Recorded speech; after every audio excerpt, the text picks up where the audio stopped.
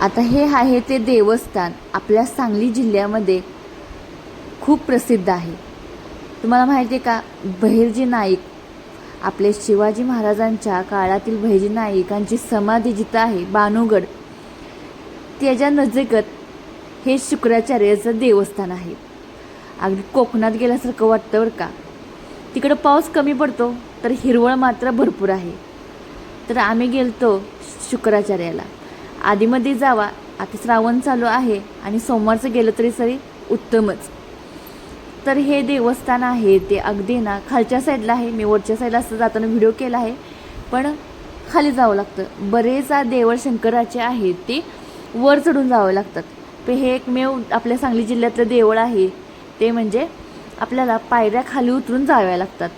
ह्याची खासियत सांगतो, हे जाताना इतकं सुंदर वाटतं ना, आणि इथं गारवा भरपूर आहे आणि अगदी जंगलात असताना त्याच पद्धतीनं इथं देवळ आहे। विशेषतः ह्या देवळात ना गेल्यानंतर अतिशय प्रसन्न वातावरण असतं बरं का। आणि श्रावणामध्ये खास करून लोक इथं येतात। आजूबाजूला बघू शकताय घनदाट अशी झाडं आहेत, धबधबा आहे। पाऊस नसल्यामुळे इथं धबधबा बंद करण्यात आला आहे, म्हणजे नाहीच इथं, त्यामुळे तिकडे गेलो नाही। छोटी मोठी अशी देवळ आहेत, तिथं बसायला जागा आहे भरपूर आणि तिथे गेल्यानंतर मनसुद्धा प्रसन्न होतं।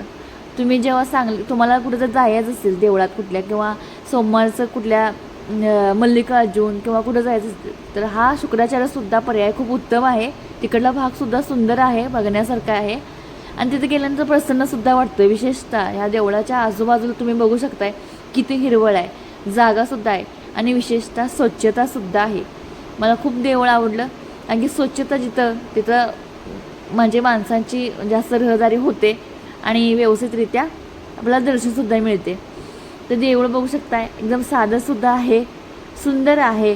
जेव्हा तुम्ही श्रावण सोमवारमध्ये छोटीशी ट्रिप काढायची असेल फॅमिली घेऊन जवळ आसपास, तर नक्की ना ह्या देवळाला भेट द्या। बानुगड हे तुम्हाला गाव माहीत असेल, बहिर्जी नाईकांचं समाधी घेतली, त्याच्या नजीकच आहे। धन्यवाद।